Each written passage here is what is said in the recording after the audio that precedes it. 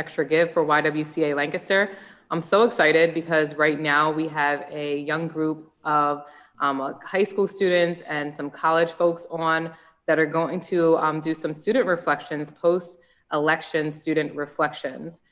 So I am introducing Dana. She is a board member with YWCA Lancaster, and she will be able to tell a little bit more about her role tonight, and then each one of our students can give their name as well. Thank you all for being here today. Great, thank you, Jasmine. I'm so excited you're all here tonight. Thank you. As Jasmine said, my name is Dana Hamp-Gulick. I'm a board member on the YWCA. I've actually run for office twice myself, so I have some experience with elections firsthand, and I'm really excited to hear about your thoughts on how this past election went, that we just went through. So if you could all, like Jasmine said, go around, introduce yourselves, talk about who you are, the school you go to, and then we'll kick off some conversation and some discussion.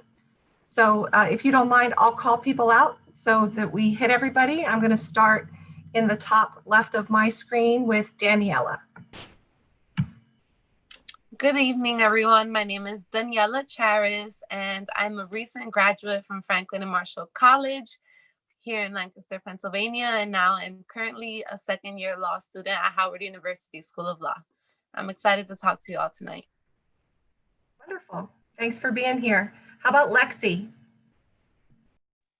Hi, my name is Alexis Burden. I go by Lexi. I am a senior at Penn Manor High School, and I'm going to attend Duquesne University to get my bachelor's in nursing. Wonderful. Pittsburgh's fantastic. It's a great town. How about Tyrese? Hi, my name is Tyrese Washington, and I am a junior at Manheim Township. My daughter is also a junior at Manheim Township, so maybe you know each other. Yeah. How about, you know Corinne? Yeah. Yeah. And how about, is it Janaea? I'm Janaea Smith, Jasmine's daughter, and I attend McCaskey. I'm in my 11th grade year. Wonderful, wonderful. And we also have Olivia. Hi, I'm Olivia. I'm a master's student at George Washington. I'm studying security policy studies and conflict resolution, and I did my undergrad at Concordia University, which is up in Canada, but I am a Manheim Township alum from 2016, which seems like forever ago. And I also had the good fortune to intern on Dana's most recent political campaign. So yeah. Great. We have a great group of people. So thank you all again for taking time. We're just gonna, everybody sort of raise your hand or just start speaking. But here I'm gonna put the first question out. And really the first question is, did anything about the results of the election surprise you?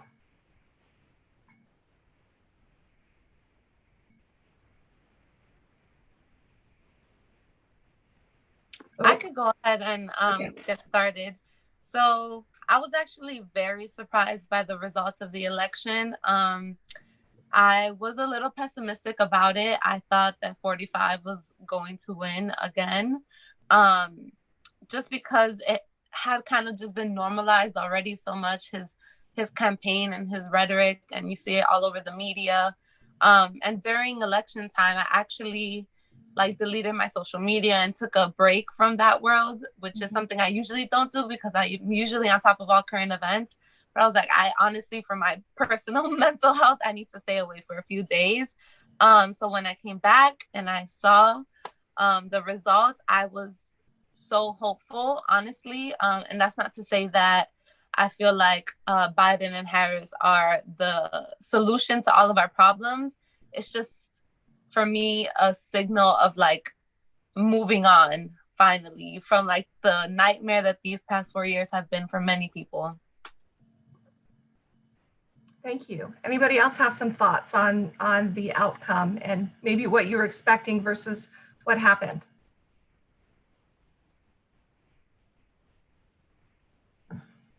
I can go. I, like Daniela said, was slightly pessimistic going into the election, but seeing how many people decided to turn out early sort of shifted my optimism a bit. And I had some hope in the weeks leading up to the election that things were going to turn out well on the national level. In terms of local level, I was far more optimistic. And it's always disappointing when you see so much change in your community, but it's not necessarily reflected at the ballot box. So that was something that was a little bit frustrating. And I'm sure, Dana, you can Yeah. really. Yep. Anyone else? All right. We'll move on to the next one. So for students who were not of age to vote, because not quite all of you were able to vote this year, what role did this election play in your life? So maybe the high school students could speak to that. I think that with this year's election, that a lot of people like around my age were more involved because of who was in the election. So a lot of people had spoke out about it and had a lot of opinions towards it. And I think with some people's voices, they just pointed out stuff about Trump and Biden that people weren't really taking notice to, that caught more people's eyes to certain things about him. Okay, good. Sort of what Tyrese said. I think a lot of, I'm a senior, so like some of us could vote and some of us couldn't, just like depended on when your birthday was. That a lot of them formed an opinion off of, I feel like, more social media platforms and mainstream media instead of like educating themselves on like maybe the debates and like from your own opinions. And I know I go to Penn Manor High School, not to bash them or anything, but it's more of a conservative type, more hometown place, if that makes sense. And it was, I feel like, mom and dad's opinions always from students. It's not like when you would have to have like a civil conversation with them, it's like, oh, well, my dad told me this, my mom told me this.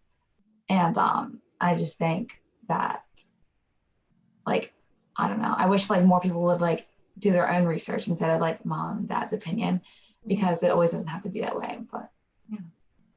That's a really good point. I think this is, well, I mean, I've started to notice that my daughter is coming into her own opinion. So hopefully this is the age where people start to read and digest their, the information and reach their own conclusions. So how many of you would consider or have already been involved in politics and would consider continuing involvement in some way? And what might that look like for you? Okay, so for me, I definitely don't want to be the next vice president, but I definitely know that it is possible.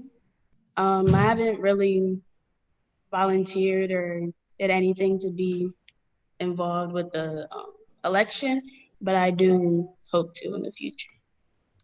What might that look like for you? Do you have an idea of what you might want to do or try? I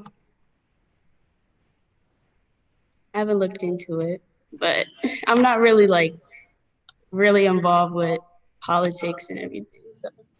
That's all right. Anybody else? My mom and my parents are both very involved in politics. And at a young age, I think I was always at the adult table just so I could hear their conversations about politics. Yeah. And I never, like, obviously as a 7-year-old didn't know what like electoral college was and stuff, but like me just sitting there and getting that exposure, I was just like the listener for a while. And then now I am the person who has their opinion and can speak about my opinion and my reasoning. And I feel like to some adults, it's like, wow, you're like actually involved, like you know what that is, which is like sort of sad because I think they have like a lower standard for teenagers.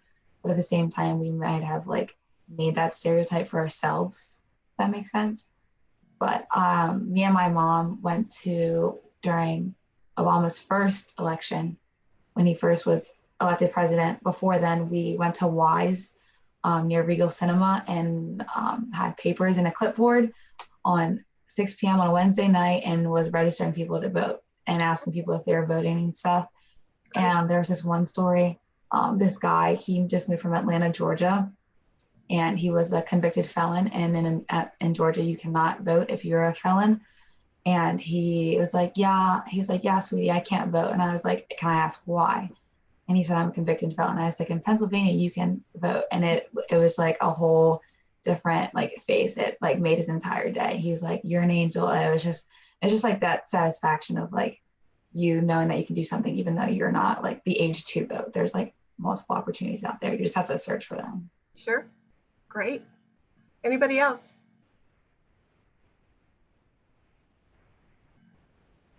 All right. So Lexi, you mentioned something very interesting, which is the Electoral College.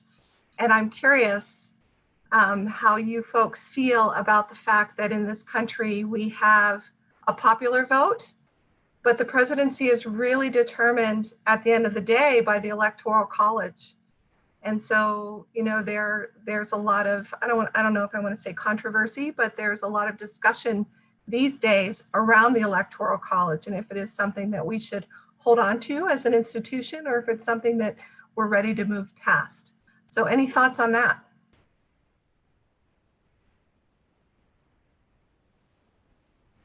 Hi, Jeremy. Jeremy joined us, everybody. Hi, I have very strong thoughts about the Electoral College.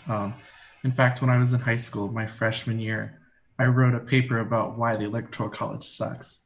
So I have very strong thoughts about it. But over the years, I think I've gotten a bit less extreme about it. I think that there needs to be a balance in this country between like states' rights and like popular vote. I do actually really believe that, but I think that's already very much handled by the Senate in my conception of how the government's set up and other checks and balances with states, that I think the Electoral College is just one thing too far.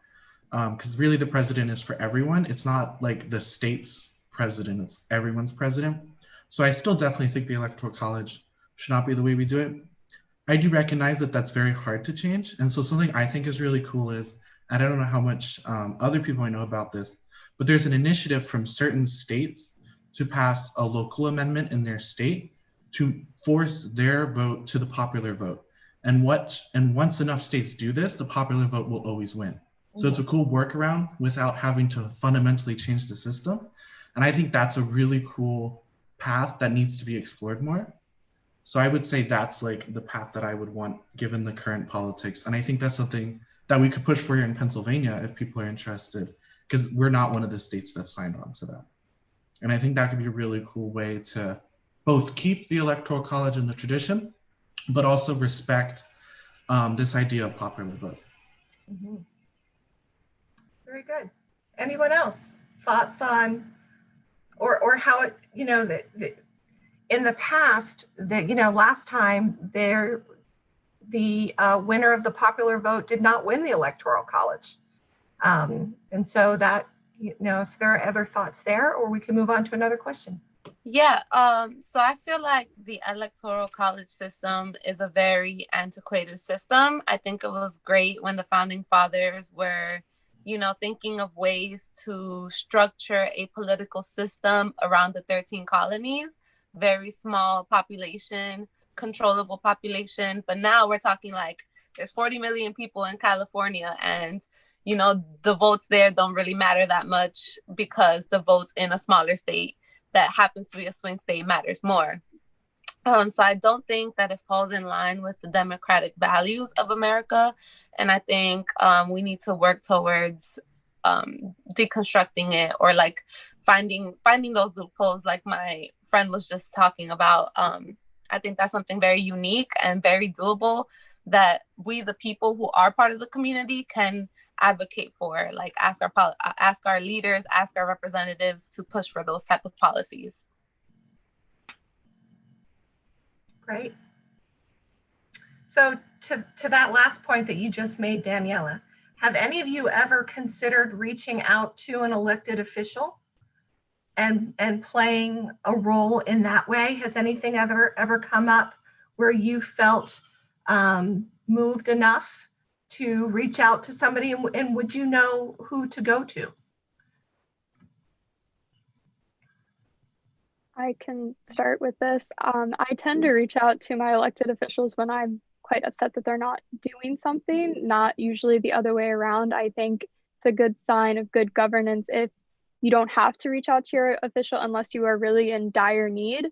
For me, it's been on a lot of issues that they have chosen not to vote in favor of that would benefit members in my community back in Pennsylvania, or just a lack of inactivity that goes for state, local, and then up on Capitol Hill, just a few blocks down from me. So that's typically when I tend to reach out, because I feel like as constituents, we have that right to demand action, whether or not the leaders who the community elected are actually going to listen to us is another factor. But I think that the times are changing and that elected officials eventually will be elected based on what their constituents want. I think in the last 10, 15 years, it's been quite stagnant, and that party lines, especially where we live in Pennsylvania, have very much dictated that. And I'm hopeful and optimistic that maybe in the next 10 years that will no longer be the case. Anyone else? Has anybody else tried to contact an elected official, and what has that been like for you? Or would you? I am currently writing an argumentative research paper in my comm class. It is actually about abolishing the electoral college, which when you asked that, I was like, light bulb. And like I had like and my teacher was like, what are you gonna do with this afterwards? I was like, turn it into like, it's a grade. And he's like, why, if you feel so strongly about it, like go further with it. And I was like, yeah, but like, are they actually gonna read it? Are they actually gonna take time? Like, oh, high school senior, like, okay, whatever.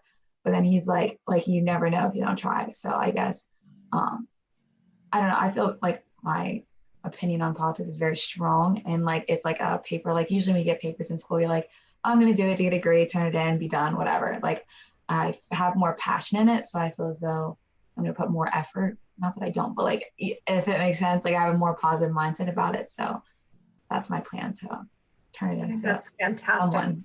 Yeah. Good for you. Take it further. So I'm going to let you guys in on a little secret. You might have figured it out, but we're a little bit weird by being this interested in politics to have this kind of discussion. Most people are not as tapped in to what's going on. But just having this conversation is so exciting for me to see all of you like listening and participating and thinking about how to participate. So let's move on to another question. So this year we had voter turnout that was off the charts. It was off the charts the whole way up and down the ballot, all the states, federal, just unbelievably high numbers of voter turnout. Usually that's a really big problem. And even with the fact that we had tremendous voter turnout, still only about, 50% of Americans who can vote do vote? So what do you think could help with voter turnout? What types of things, and particularly people of your age, what do you think could help get people to vote?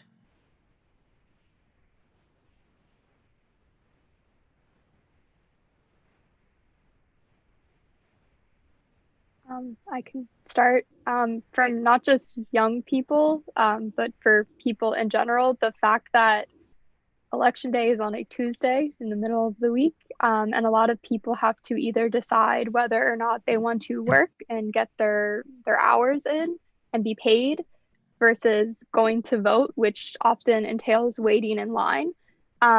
Should not be a choice they have to make. It should be a national holiday. There should be no work. And that goes for students as well. I know my brother, he voted for his first time this year and they gave him a half day, but in some cases, students also work. So maybe a full day off, really ingrain that message that voting is a civic duty.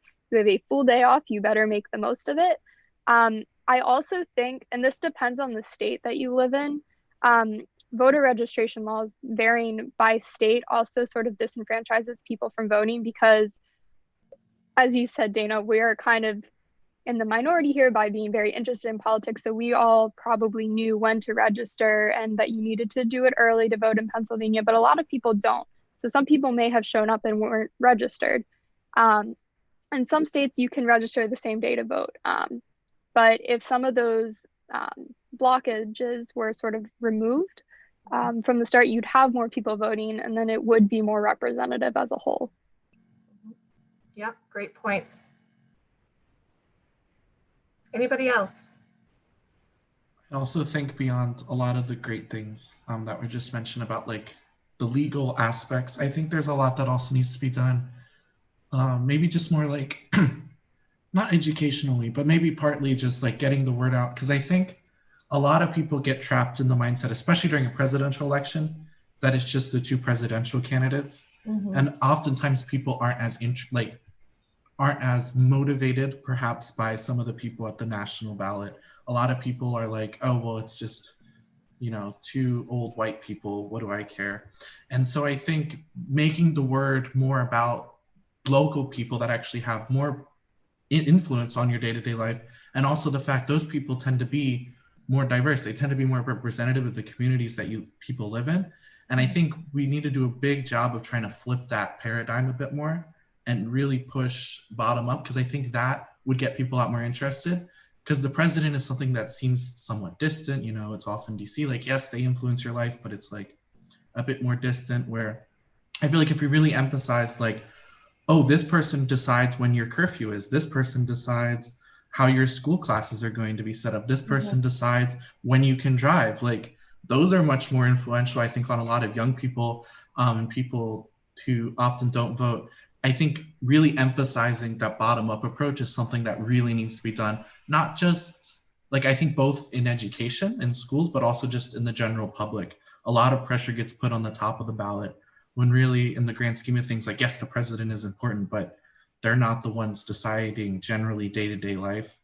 And so I think that makes people less interested in it because they don't understand the politics, but they do understand day-to-day things like how driving works, how their school works, etc. And those things are usually elected, the people who run those things. And so I think putting emphasis on the things that can directly influence your life would make people realize they have a bigger stake in it than they think that they do. Yep. Great points, all good points.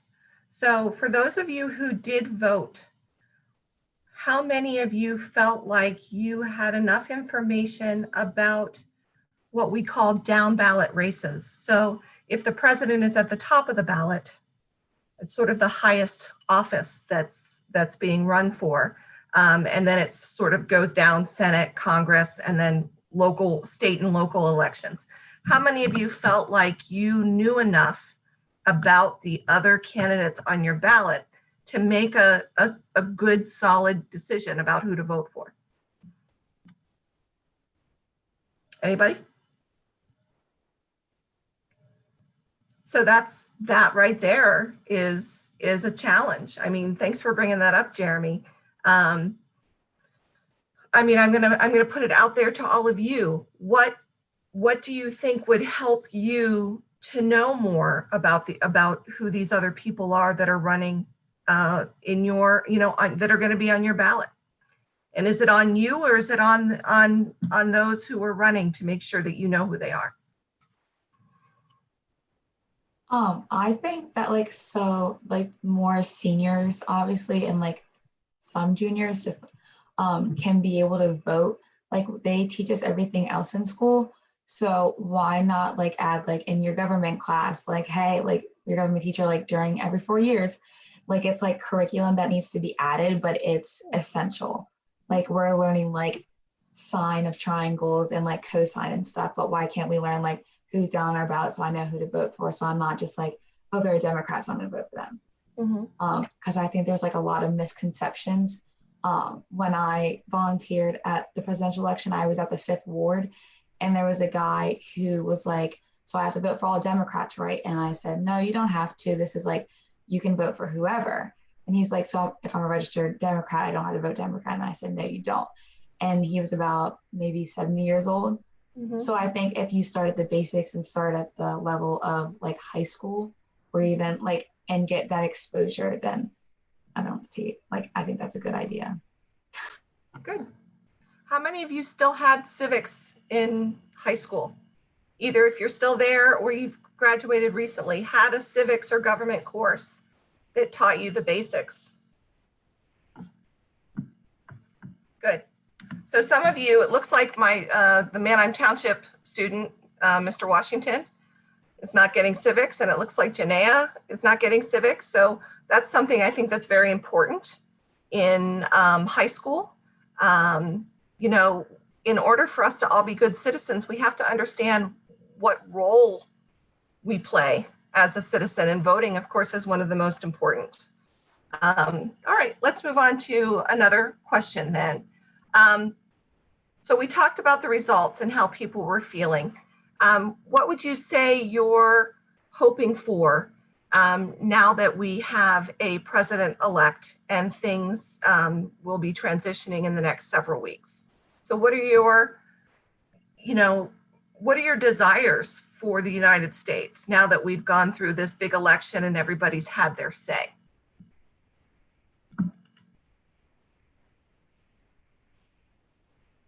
I would like to see people much more active in politics here on out. I think, sadly, this election was sort of an awakening for a lot of folks.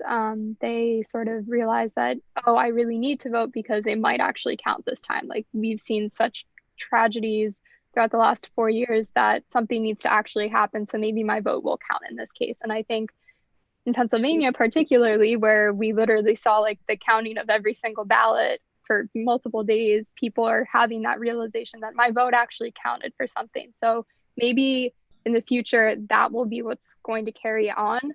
I'm hopeful that the Biden-Harris transition team will put forth these policies that we are demanding.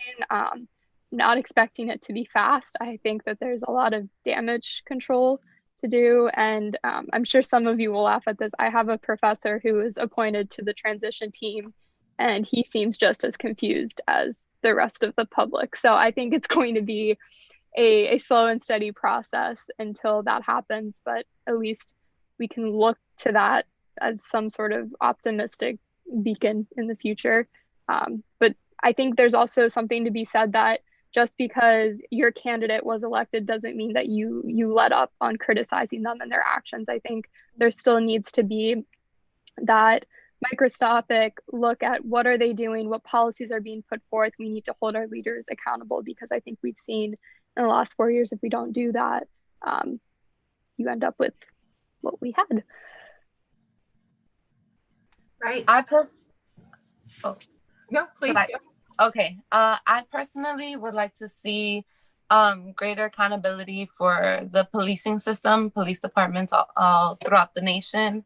I feel like, honestly, the Black Lives Matter movement helped bring voters turnout at an increasing rate. And I feel like a lot of people's rights were on the line. So I think people voted with that in their minds and with the aspiration that, you know, people will have human rights, people will have civil rights. And I think it's important to not only make policies or write executive orders that say things, but write executive orders that do things. Very good. I also think, obviously I didn't vote, but I would like to see, like, at a superficial level of, like, I know, like, there's always going to be hate in the world, which is such like a sad thing to say, but I feel as though the tension right now between Democrats and Republicans and like Black Lives Matter, Blue Lives Matter, like all of the like argumentative topics is so strong. And I think that no one, when there are arguments, they argue and they come for each other's like characteristics as a person, not as like, oh, I hear what you're saying, but I like this is what I think because of this.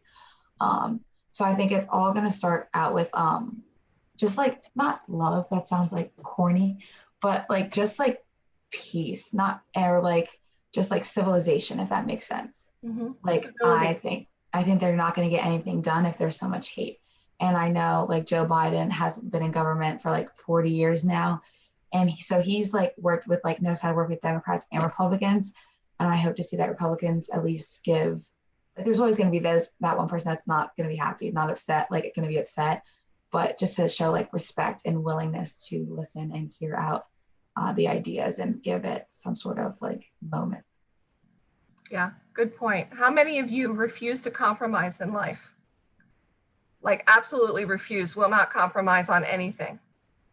That doesn't get you very far, does it? And ultimately that's right. In our two-party system, there has to be compromise. There has to be working across the aisle. There has to be a willingness to come together at some level, or you have a total stalemate. You can't get anything done. Nothing gets done. And we've seen that too. So anybody else before we move on to another question? Jeremy. Just building off of that, just something that I think that I saw that was very hopeful was, and this is like a very micro thing, but it shows already there's a shift, I think, in DC, was when Kamala Harris returned back to the Senate this week. I don't know if you saw, like Lindsey Graham gave her a fist bump.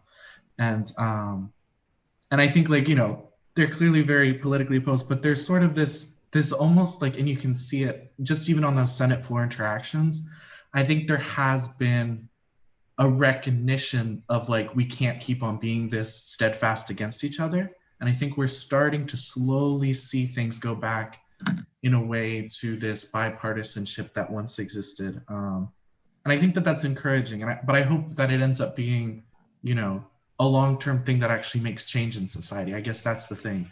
Bipartisanship is good and all, but it has to be to push what the people want and not just fist bumps on the Senate floor. But I think those little things are something we didn't see in the last 4 years. And it was really just kind of, it was a little funny, but it was really nice just to see something, anything. Like it was a sigh of relief almost when I saw that there's some decorum, some sort of civility returning back perhaps to DC that has been gone for, I think, for quite a while. Even before Trump, for a while, there was a lot of deadlock, I thought.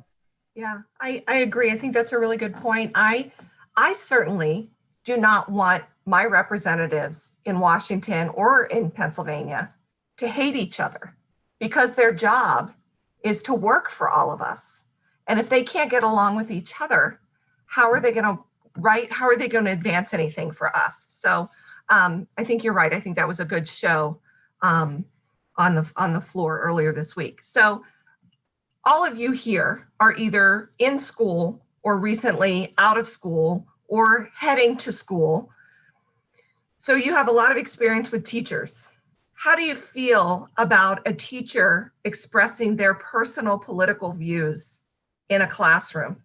How does that make you feel? Are you for it? Are you against it? Any examples? I think at my school, there's a lot of students who know a lot about politics or think they do. So if I haven't had any teachers say like who they voted for or who they wanted, but I think if they were to, there'd be probably like an argument about it, because there's a lot of kids who like to say stuff about it. My history teacher, she didn't say who she voted for, but we were just like talking about pros and cons of who were to win. And then there was people who try to argue saying that this person didn't say that, they said this, and back and forth. So I think that teachers shouldn't say who they voted for, because I think it would just start a conflict between teachers and students that there shouldn't really be there. Okay, good point. Anybody else have an opinion on this one? Okay, so I'm taking an IB religions class. It's kind of to replace the civics and government. Like there's a civics and government and an IB religions class, and I'm taking the IB religions class. He does want us to keep up with our current events, but it's not like forced. And sorry. This one day, he encouraged all of us to go watch one of Trump's rallies instead of actually being in class. And I specifically think that it kind of made me uncomfortable because I'm not really supporting that. But and at the time my grade wasn't really at the best, so I would rather like be in class than be watching something that I don't really support. So. Mm-hmm. Yeah, got it. Did anybody feel like their teacher communicated like how they were going to vote? Yes or no? Yeah. And how did that make you feel? Did you feel like, yeah, that's cool? Or I really don't want to know that? Because our vote is private. Yeah. I think in my opinion, I've had teachers who have like been very explicit about their political views, and some who have tried very hard to keep it secret, but there's still kind of a way to tell, I feel like. I've actually found in my experience, I've always had more respect, I think, I had one teacher, she explicitly told us her political views and where she stood. And she was a history teacher. And I thought that actually made it a lot better than this weird quasi, like, I feel like a lot of teachers and a lot of education systems, especially in this area, really put pressure to try to remain as nonpartisan as possible. Mm-hmm. But everyone has those biases. Mm-hmm. And then when they go to teach, especially when they teach history and civics, they put that tilt in. But since they tell students, oh no, I'm not biased, they think that what they're getting is a non-biased approach, but it actually is biased. Mm-hmm. And what I thought was most valuable was my one teacher who did tell us her bias was always very explicit. She's like, I think this, but that's because like I'm a Republican, blah, blah, blah. And I thought that was much more valuable than a lot of the other teachers who tried to sidestep the question and tried to like present it as neutral when it really wasn't. Mm-hmm. And I've seen this on both sides, both teachers that align to both sides. So my experience is I actually like it when they're very explicit upfront, sort of, you know, putting all the biases out ahead. And I think that's something we need to become more comfortable with when you have a position of power like that. Because if you try to pretend that you're not biased when you really are, I think it skews the student's perspective. And when you're a student, you want to trust your teacher as much as possible. And I'm not saying the teachers are to blame, but I think that the culture around it is you don't talk about politics in school. And then we get confused why all our students don't know anything about politics. And I think it's like, I wonder why. But I really think we need to break down that pressure and really like let teachers, you know, give their honest view, and then the student can judge that and respond to it. And then we can have a critical discussion. Because what's happening now isn't a critical discussion. And I think that's the problem I noticed when I was in high school a lot. A lot of my teachers, I could tell I didn't agree with them politically. They tried to put on a facade of neutrality, and then what they would teach us was tilted towards their skew of the world. And that's not an honest education. I felt like I learned the most from the teacher who was forthright with her views, because then she was able to say, I think this because I believe in X, Y, Z. And I thought it made me understand her position better, and also why she thought the way she did. And it allowed me to form my own opinion more independently. Very good. Anybody else have a thought on this one? In Penn Manor, where I go, teachers are not allowed to say their political views. So like students obviously still grill them and like, oh, who are you voting for? And like try to slip it in there. And they always say, we're not telling you until after you graduate. But with some teachers, you can tell like, I don't know, like just their sly comments. Like my Chem 2 teacher the other day, we were on a Zoom meeting for class because we're all online. And he said, oh, my computer's not working just like or something along the lines of like, it's not working just like the counting the ballots aren't working.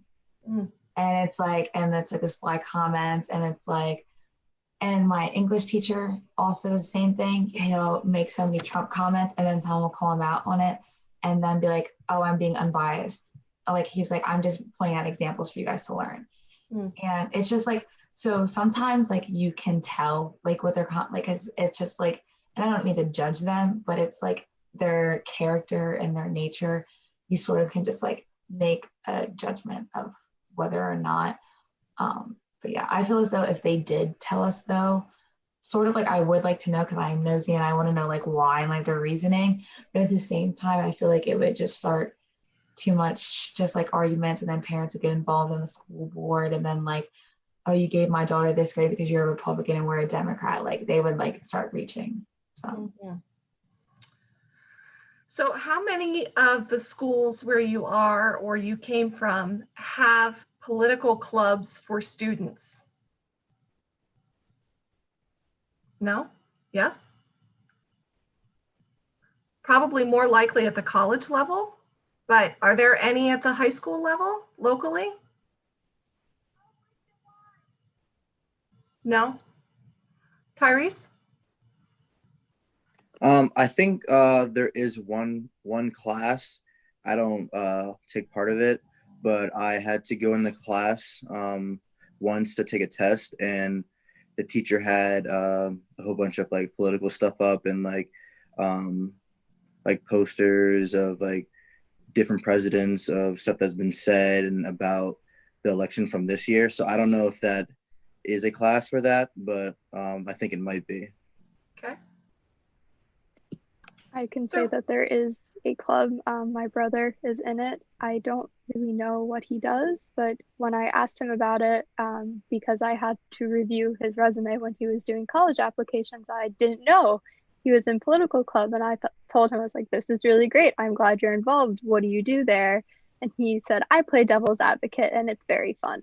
So I don't know if he's actually getting the full benefit from it, but it exists.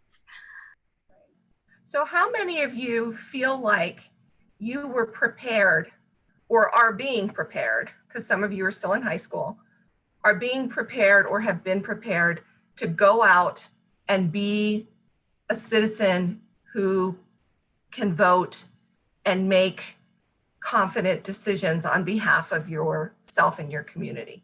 Do you feel like you're being set up for success?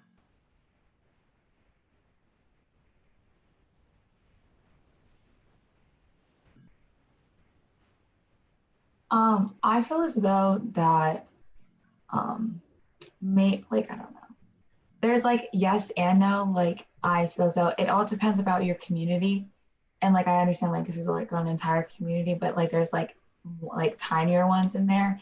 And I feel like the more minority communities aren't exposed to maybe the most like that like township is a more like higher end like school district of somewhat, and then like there's like other like school districts that don't have that much exposure or like the financials to get like a teacher that can teach this subject or teach that subject because they're lacking on this like the basics.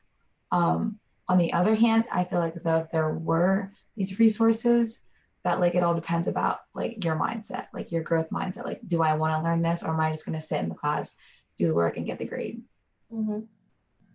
True. And so that's me and like calc. Like I'm like, okay, I'm gonna do it. There's a grade.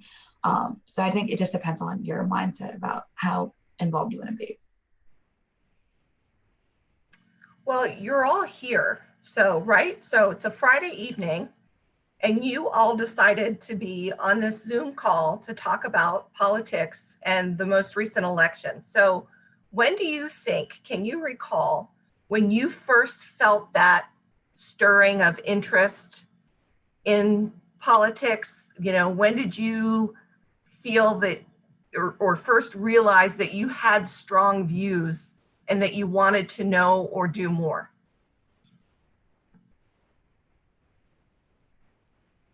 For me personally, when I took the sociology class, and I started learning that politics isn't only like what's happening in Washington, D.C. in the Capitol, but it's also about how you have a plate of food at the dinner table. It's about your access to education. It's about your family's income. It's about your socioeconomic status. Your race can go into politics as well. So when I began to see this like bigger picture of politics being something that interconnects with so many different things, I think that's when I started becoming way more interested. Not to mention that the first time I voted was 2016 Trump. So I was like, I gotta go straight to the polls. Great. Anybody else? When did you first feel that sort of awakening? I can definitely second what Daniela said about your first vote going to the 2016 election and then feeling like it didn't do anything. It's definitely not the move. But I felt like I was always very exposed to politics, even from like a very young age, which is not always very popular at all. Like as a 5-year-old going into class and talking about the like most recent presidential debate. But my dad is from a different country and they have a very different political system, much more social welfare.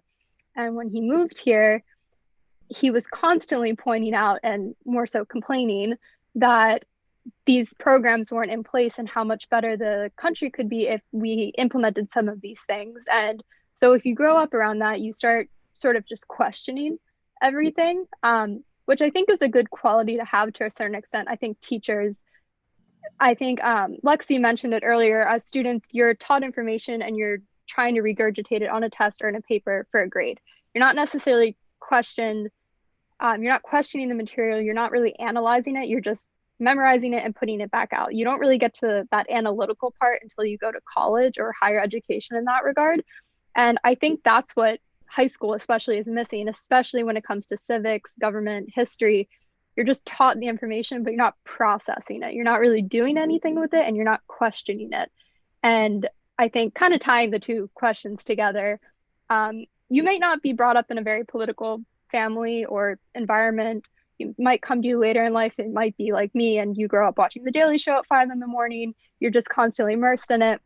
It all comes down to how involved you want to be, as Lexi said, and how much you want to question what's around you. Mm-hmm. Great. Yeah. I'd like to share for this. I think it's really interesting. My family was very not political. It's very interesting. When I was growing up, we weren't that political. I think my parents voted in 2000 and then not again until 2012, 2008 maybe. And it wasn't very political really in our household. We didn't talk about politics much until 2008 when the financial crisis happened, and we got hit really hard in our family. Like, luckily we weren't hit as hard as others, but we were basically forced into politics, I guess you could say. And from that point, I remember we never really watched the news much, and then suddenly we were watching the news a lot, and it sort of just became a thing where we would just watch the news regularly. And I think that really brought politics into my life. And also just, you have to be when I was in 3rd grade, I remember it was 2008 and that sort of election year. That's the first election year I really remember. And I remember it being a big deal because gas prices were really high. And I remember my dad had to make the choice sometimes. We couldn't even afford to drive to go see our grandparents some weeks. So we'd be like, oh, well, you can't go see grandma this week because we don't have enough money for gas. And, little things like that, when you're a kid, that it forces you to become interested in it. And just a lot of things like that. And I think that was what really did it. What's interesting is I sort of had a political awakening at the same time as my parents then. And it was really interesting how we sort of grew together and sort of really independently made our thoughts, I think, because my parents both grew up in very conservative households. And then when 2008 happened, we were kind of forced more, I guess, left, you could say, because of, the economic crisis. And then we sort of formed our own thoughts together.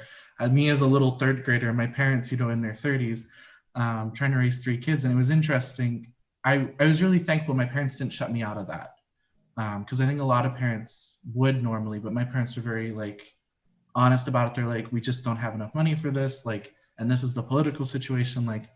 And I think because of that, I was able to get involved. So I guess really 2008, I remember that election very clearly.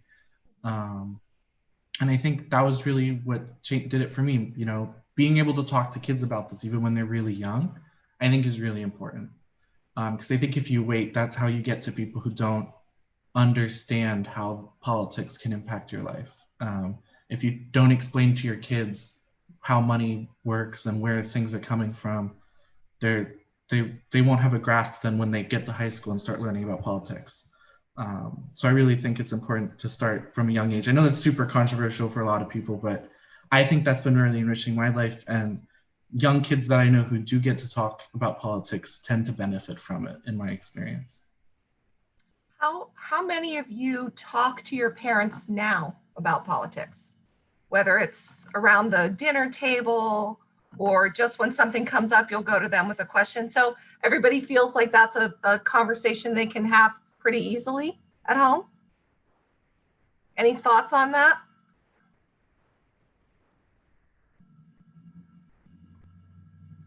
All right. So I can speak on it. So I think this summer really made it known to me that I don't share similar political beliefs with a lot of my family members, which is surprising because, you know, they shaped me to be the woman that I am today. But a lot of what I was doing this summer is protest work for Black Lives Matter. And my family comes from African and indigenous descent in Colombia. So we are Latino, but we have indigenous and African descent. So to see, sometimes we didn't agree with, like they didn't agree with what I was doing, being in the street and protesting police brutality and things like that. And I took it upon myself to not shut down the conversation, even though I really wanted to, because it's emotionally taxing. But I think that's where the most change happens. Like those conversations that you have with your family in the dinner table, when you educate others and when you have that compassion that you are able to put things into perspective for them, I think that's where you make the most change. good points. Good points. How many of you have had a difficult political conversation this year with somebody who's important to you? Yeah, it was definitely a year for those conversations, wasn't it? So we can't end this phone call or this Zoom meeting, I should say. We can't end this without talking about COVID, right? How do we not have some discussion around COVID? So I'm curious, you know, you guys are the COVID generation. This will be something that's discussed for the rest of your lives, as it will be for the rest of us too. But what do you think about the role that COVID and the coronavirus played in this year's election? I think that COVID played a big role because it added a lot of more stuff that we're not normally used to. Having to stay home, a lot of people are on the social media, so people are putting things out about the election. People are noticing more things that they didn't notice before when they're just out on their regular day, just doing whatever. And there's a lot more problems, obviously, because of COVID that are more bigger now that people have to pay attention to that they wouldn't have to before. So stuff like that is just a bigger situation with people should keep in mind and everything. Right. Anybody else? So this, oh, you could go. You could go, don't worry. Okay. Well, just to kind of piggyback of what Tyrese was saying with everything being online and the emphasis of virtual communication, especially with social media, it's also made disinformation and misinformation much more widespread. That's something I've studied a lot, and it's kind of scary because at the end of the day, we're supposed to trust science and these medical professionals to tell us what's true, and yet things can get so warped and shared and spread so widely. And a lot of these technological companies that aren't necessarily regulating their platforms in a way that would curb this spread also have a pretty big responsibility to play, in my opinion, in how bad things have gotten. Yes, there's also people not adhering to rules and not taking into consideration other people's health, safety, perhaps the fact that other people might be immunocompromised. I know that's something that's been a big issue in my family.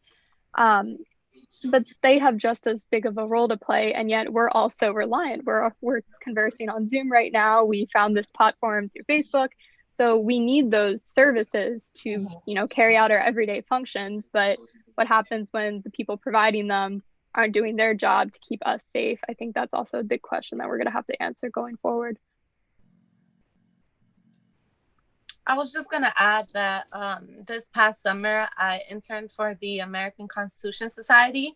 And what I was actually doing was researching COVID-19 litigation. And in that research, I saw just how much COVID-19 has expanded and changed and twisted constitutional law in so many different aspects. So we're talking about First Amendment. You know, people have brought suits because early on in COVID, you know, people weren't allowed to go out and protest, or if they were arrested or things like that. Things about voting, mail-in ballots, as well as just the economy in general. And I think COVID-19 has really changed the way that we go about doing things. And I would say, although it's been a really, really terrible, dark year, the only silver lining of it all is that I think COVID has also taught us that we could take a break from capitalism for just a second. This is the first time in my life where I've stayed home and not felt like, you know, oh my God, I have to wake up at the crack of dawn to get to work and do this and provide for this and buy this and do this and all these things. And like keep up with the latest fashion trend because doing this. No, I'm at home in my sweatpants all day. And I just think that it's also taught us that it's okay to do that sometimes as well. Yeah, it's interesting the ways in which it has taken pressure off of us as citizens and the way that it has put pressure on us in new ways as citizens, right? Yeah, it's been quite a year. What a privilege to be old enough to participate in the system in this really crazy thing that we haven't seen in a generation, or not a generation, in 100 years, you know, several generations. All right, I think we're starting to wrap up here. I do just want to ask everybody if they would go around one more time, and I'll call on you so because I can see everybody, make sure everybody gets a chance. Just maybe a wrap-up statement. What do you think you'll do moving forward? How do you think this election has affected you for the long term? Do you think you'll stay involved? And do you think we can keep you involved with the YWCA? Because ultimately that would be fantastic as well. How about, I'm going to start in my top left with Olivia. Well, first, it was really great to sort of have this forum. I don't really know that I got to sort of debrief my sentiments from the election in the last several weeks in a constructive way. So this is really nice. And I do intend to stay involved in politics, either here in DC or back in Pennsylvania. I think it's super important that we all stay involved in some capacity, whether that's just volunteering, whether that's just having those maybe difficult conversations with your friends and family who maybe don't want to hear that. I think that was one of the catalysts of this election and why it was so impactful to so many people this year was that people took it upon themselves to make those small changes. And we saw the reverberation of it all. And I hope that going forward, we don't lose the momentum we've built. We've seen so many movements build up throughout the year, not just because of COVID, but because people have had enough. And I really hope that we don't let things slide back to the way they were. Great. Tyrese, what are your plans? I think I will stay involved in politics. I think this year especially, it was very interesting to me compared to other years where I didn't really think that it affected me in any way. And this year changed that for me with just different situations that have happened. So I think, yeah, I'm going to stay involved in keeping myself updated of different stuff that is happening with politics. Great. Good. Janaea. I just want to apologize for not being as vocal with this topic. I'm not really confident with this topic, but you guys have all pressed me to just get out there and encourage other people to vote, the Black and brown community to vote, students my age to vote. So that's what I will be doing for the upcoming elections. Good. Good. Jeremy. Yeah, Yeah. I guess just one thing, I guess to close, I mean, something that's really passionate for me that we didn't discuss today, but I really study like environmental science. And so my lens has always been through that. I think the environment has always been my big thing. And what I think is so interesting and also kind of sad is one of the main reasons why I am so invested in politics isn't because of a direct interest. It's more, I care more a lot about the environment, and sort of I care a lot, just about other people. You think these would be common things we could agree on, but um, I really think that's the direction I want to sort of take my advocacy. I do a lot with that already. And I think what's so beautiful about democracy is in like living in a country like America, which is free, is it part of the political process, yes, is voting, yes, is this very direct action sort of through, calling congressmen, helping people run for office, etc. But also one of the most beautiful things is we have our voices to use, we have our social media platforms to use, we can go in the streets and march, sort of those great foundations that I think you can be political anytime and any way. And I think that's sort of what I always like to remember, keep going forward, and just sort of remembering we don't just have to be political in the election year. You can be political every day of your life. And that's not meant to be an exhausting statement. That's meant to be an empowering statement, because we do live in a free democracy and you can say what you want when you want. And I think that's really what I like to do, and what I'd like to empower others to do is to sort of keep that in mind going forward. There's other fights. It's not just the election. So like I definitely encourage everyone, once we can, more safely go on the streets, but even before then, when there's the next climate march, when there's the next Black Lives Matter march, when there's a march that you care about, get out there and raise your voice and really use it, because if you don't use your voices, that's when you lose it. And I think that's what's so great about the democracy. And I really want to push more things with that sort of indirect action, that marching, voices, petitions. I think that is how we really can engage with leaders. And I think that's what we have to do in this new administration. And that's something I really want to lead going forward, is these marches, particularly environmental marches, because that's what I care about, but really just holding this new administration accountable and these new set of politicians. And we can do that through our voices, not just through the ballot box. Very good, very good. Daniela, how about you? Yeah, so graduate law school, which seems very, very far away, but I'm halfway there, almost. And honestly, a big dream of mine has always been to be involved in politics, to be a politician.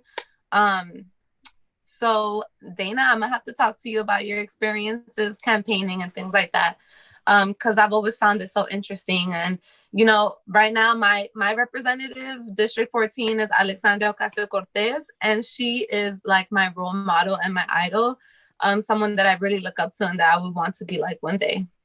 Great, wonderful. And Lexi, how about you? I'm definitely going to be still involved in politics for sure. I don't want to be like the president or vice president or governor or anything, because now I want to be a women's labor and delivery nurse. But I just encourage everyone, when you're having conversations with the opposing side, to like be willing to listen and listen to their viewpoints. And because I feel like you'll shock them when you're like, okay, I hear what you're saying and I respect your opinion, but this is my opinion, in a respectful way, in a civilized way, because I think that will shock them and be like, oh, you're like actually like listening to what I'm saying and not like screenshotting and telling your friends and like starting like gossip and drama over like political views. Mm-hmm. So just like, and to educate. If you have the information, just don't keep it to yourself. If you know something, use it. There's social media platforms, I know, probably all on social media, Instagram, Snapchat, Facebook, Twitter, the whole 9 yards. Like, use your voice. You have it, and just take advantage of that. So. Wonderful. Well, I'll tell you, I'm very filled up by having this conversation with all of you. It's, the future is very bright, having you all heading into it. And I think you'll all be leaders in your own way. And I, for one, am extremely grateful that we've had this time together. So thank you. I hope you feel like you were able to get some things expressed and off your chest about the election, and that you feel good about how you will go into the future thinking about and participating in the political process, because it is your right as a citizen of this country to partake in it. All right. I think I'm going to sign off for us. We're a couple minutes over anyway.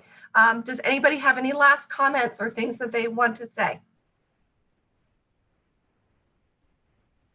All right, go out into the world and change it. Help us eliminate racism, help us empower women, help us create the America that we all so much want and deserve. Good night, folks. Good night. Thank you. Good night.